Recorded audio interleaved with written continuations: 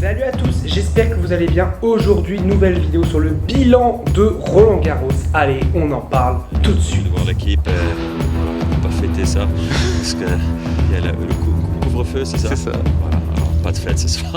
Repos, bien sûr. Salut à tous, j'espère que vous allez bien. Aujourd'hui, on va faire un bilan global de Roland Garros dans sa globalité. Un très beau Roland Garros 2021, mine de rien, bien sûr. En premier lieu, la victoire de Novak Djokovic, on en a parlé maintes et maintes fois, donc on va pas en revenir. On va plutôt revenir sur celle de Barbora Krejcikova, qui a gagné chez les femmes contre Pavlyuchenkova en finale. Et oui, une finale totalement folle, totalement inédite évidemment, et totalement inimaginable. Voilà, je cherchais mes mots. C'était une finale absolument surprise, mais qui a tout de même été plutôt une belle finale. Ça a été plutôt pas mal.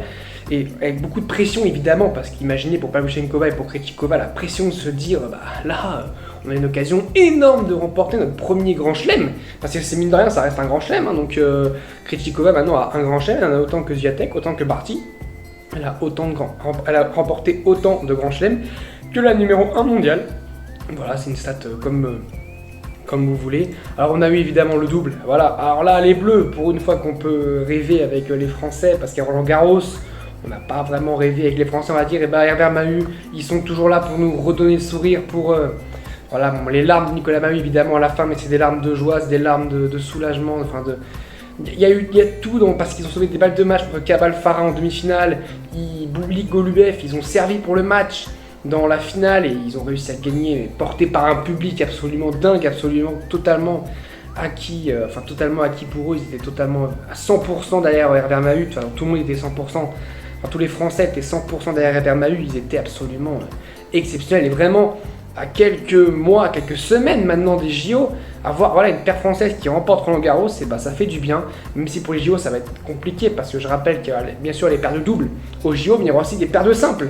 Rappelez-vous Wawrinka Federer qui a gagné en 2008, donc on va avoir par exemple des paires comme ça qui peuvent remporter les JO, je pense notamment peut-être aux Russes, alors c'est compliqué, hein, mais imaginez, je sais pas, Medvedev, Roublev, ils se mettent à faire les JO en double en Russie, ça peut peut-être faire quelque chose, hein, parce que c'est deux très bons joueurs de simple qui peut-être peuvent faire quelque chose en double.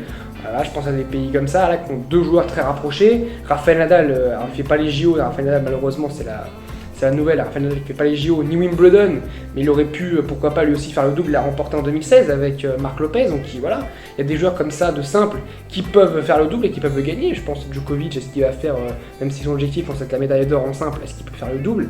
Donc ça peut être compliqué, mais Herbert Mahut c'est quand même une paire très très très solide et je pense qu'elle va être très dure à déboulonner, très dur à battre cette équipe évidemment d'Herbert et Mahut, évidemment la paire française. Et en double dame, on a eu Krejcikova qui fait comme Mary Pierce en 2000, 21 ans après, on a une vainqueur qui remporte et Roland Garros en simple et Roland Garros en double. C'était Mary Pierce, la dernière à avoir fait ça, remporte bien sûr avec Krejcikova contre Matek Sant et Swiatek qui a remporté Roland Garros 2020, je rappelle. Alors aussi le simple garçon junior, regardez-moi ça, on a eu des demi 100% françaises. Des demi 100% françaises évidemment, et une finale bien sûr logiquement 100% française entre Van Hache et Arthur Fils, victoire de Van Hache qui a remporté 6-4, 6-2 ce match. Voilà, Roland Garros Junior, c'est important pour lui de remporter Roland Garros Junior, hein, ça suit une ligne quand même de Français, il y a beaucoup de Français qui ont remporté Roland Garros Junior, j'ai pas les noms en tête, mais Gaël Monfils, je crois qu'il a remporté Roland Garros Junior, il y a eu Blancano, il y a eu Corentin Moutet, donc on a eu quand même, voilà, bonne flopée de joueurs en junior, on est très très bon en junior. Ce qu'il faut évidemment c'est passer ce step, hein, parce que c'est un step, c'est un escalier à franchir entre le junior et le circuit professionnel. C'est toujours très compliqué pour des joueurs français, pour tout le monde c'est très compliqué. Et là on espère que ces Français, les 4 Français qui ont été là, ils vont réussir à passer ce step en joueurs professionnels et qui vont petit à petit faire leur bonhomme de chemin. Faut les laisser tranquilles, hein. Il y en a déjà qui se sont mis à dire ouais est-ce que c'est les nouveaux mousquetaires et tout. Stop, hein. Stop avec les mousquetaires. Déjà mon fils Gasquet, Simon et son gars ils aimaient pas qu'on les appelle comme ça, qu'on les appelle les nouveaux mousquetaires. Donc là on va les appeler rien du tout. On va les laisser faire leur petit bonhomme de chemin. Là c'est très bien déjà qu'on ait 100% de Français en demi-finale. C'est quelque chose d'inédit, donc c'est déjà très très très très bien. Il faut quand même, voilà, il faut redonner, il faut dire que c'est un exploit d'avoir 4 Français en demi-finale en junior. Alors évidemment, les mauvaises langues pourront dire que ce n'est pas en senior que ça arriverait.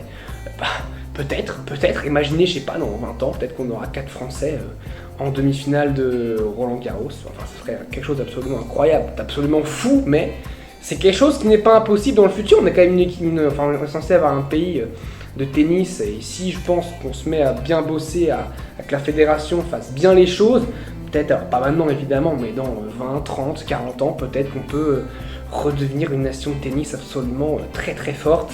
Alors les tops de Roland, enfin mon top flop pour Roland Garros, les tops, le Djokovic-Nadal évidemment, je pense le meilleur match de ce Roland Garros, en tout cas le match en tout cas, qui a tout fait, qui a tout basculé, qui va je pense jouer bien plus que sur ce Roland Garros, parce que Djokovic qui revient, on le rappelle, à 19 Grand Chelem, là où Rafael Nadal reste bloqué à 20. Alors est-ce qu'il aurait battu Tsitsipas, Rafael Nadal, on ne sait pas évidemment, mais on peut peut-être imaginer qu'il aurait remporté sans doute son 21e Grand Chelem, Djokovic restait à 18. Donc il y aurait eu 4 grands chelems pour que Djokovic passe devant Nadal. Maintenant il n'a plus que, entre guillemets, 2 grands chelems à gagner.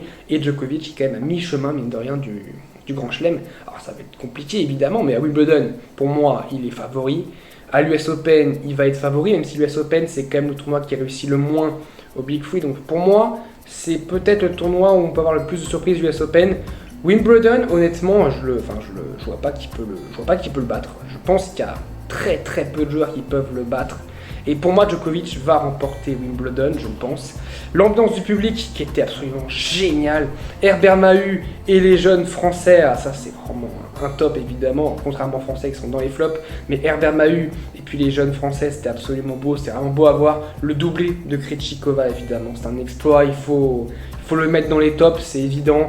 Simple dame remportée, double dame remportée. Le tennis grec avec Sakkari en demi-finale, qui a eu une balle de match pour aller en finale, qui a servi pour le match face à Krejcikova justement pour aller en finale. Et puis Stefanos Tsitsipas qui lui a été à un seul set de remporter Roland Garros, qui a mené 2-7-0 je rappelle, face à Novak Djokovic. Le comeback de Federer évidemment, ça fait du bien de voir Roger Federer en Grand Chelem. Le retour, ça fait depuis l'Open d'Australie 2020 qu'on n'avait pas vu en Grand Chelem.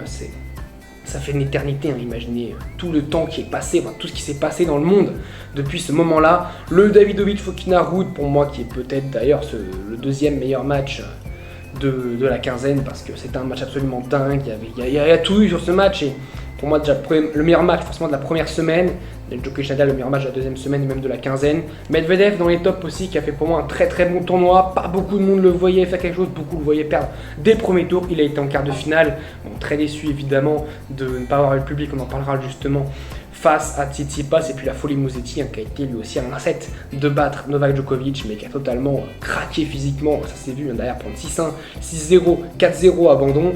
Ça montre aussi la force physique de Novak Djokovic, qui est même face à des jeunes de 19 ou de 22 ans, il s'en fiche, il les bat quand même, il sait que physiquement il est plus fort qu'eux, et c'est quand même quelque chose d'absolument incroyable de se dire que quelqu'un qui a 34 ans, c'est Djokovic a 34 ans, et ben il est plus fort physiquement que des jeunes de 22, de 23, de 24 ans, de 19 ans même.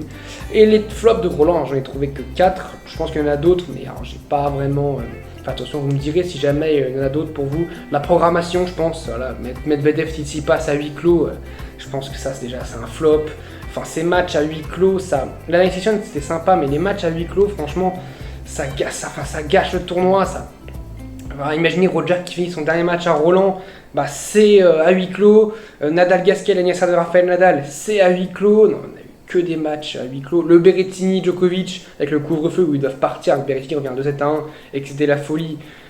Ouais, franchement, la programmation, oh là là là là. Et heureusement qu'ils ont une dérogation pour Nadal Djokovic, parce que sinon, ça aurait fini en émeute, je pense. Le top 10 féminin, évidemment, le top 10 féminin qui a totalement floppé, enfin les favorites en général, féminins qui ont totalement floppé, hein, j'ai envie de dire, un peu comme d'habitude, il n'y a toujours pas une égérie dans le circuit féminin, une égérie, une fille qui arrive à rester, on va dire, je sais pas, en tout temps en demi-finale, on va dire, un peu comme Djokovic par exemple. Djokovic, les fois il va pas en demi-finale, voire même où il va pas en finale, c'est vu comme une surprise exceptionnelle, et c'est totalement vrai, parce que Djokovic c'est un grand champion, et s'il est pas en finale, c'est peut-être même, s'il est pas en finale, c'est quand même vu comme un accident industriel, alors que c'est quand même quelque chose d'absolument incroyable. Donc dites-vous que aller en finale de Grand Chelem, c'est déjà quelque chose d'absolument dingue. Et Djokovic, je crois qu'il a été 29 fois en finale de Grand Chelem. Les Français et les Françaises en simple, on n'en reparlera pas parce que franchement c'est une catastrophe. Et puis Dominic Thiem, j'ai mis Dominic Thiem, voilà, parce qu'il a totalement déçu. On peut aussi mettre Ashleigh Barty, mettre Swiatek, mais c'est dans le top 10 féminin, ça en fait partie. 1 point donc sur le classement race. Je vous mets le classement race et le classement depuis le 1er janvier 2021.